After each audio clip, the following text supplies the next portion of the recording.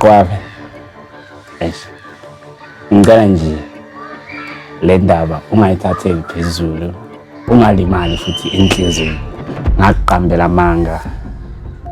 Ngathi imali esiyidlayo soyi2, imali engigembulile, imali engiyenze over the phone. Kukhona umuntu engamthola la eGoli okuyena ophazamise isikhathi sami la.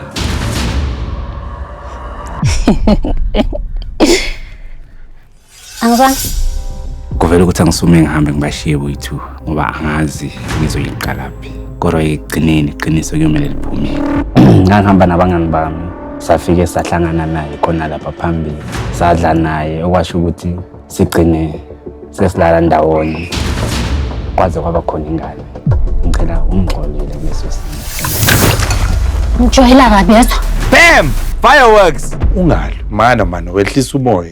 Thina futhi sizele lokho ukuthi ufunani ukuya phambili. Ngiyakuzwa nje ukuthi le ndaba le ikuphathisa kabuhlungu. Ngiyaxolisa sisi. Kodwa uNhlanhla sekasichazelile ukuthi wena you're the woman that he wants to be with, you're the one that he wants to marry. I think I understand ngoba uzama kuyabonakala ukuthi lento ayishilo uNhlanhla imlimazile. Wena uxegelwe uzipho, ungitshothi uzuyamithisa. Ngicela uxolo. Ungazongijwayela kabi wena. Ungalinge nje uzongijwayele kapi. Ubusufuna ingane wena. Ingoba ngingenanzalo. Hayi ukuthi bengifuna ingane or awunanzalo. Kube ukulingeka. He's definitely broken that trust with this admission. Njoba sesenzekile lesigameko and into engeke icisheke, ngifisa ukulungisa. Khona ngizokwazi ukuqhubeka namaphupho ebesinawo ndawo. Ungijwayela kabi.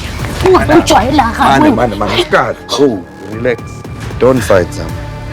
Kuyele kwangithusa ngoba kuyinto angajwayelanga ukuyenza. Umuntu ongakaze waze wangiphakamisela isandla and nami ngiyavuma ngibhedile. Uyamthanda ngithi uZama.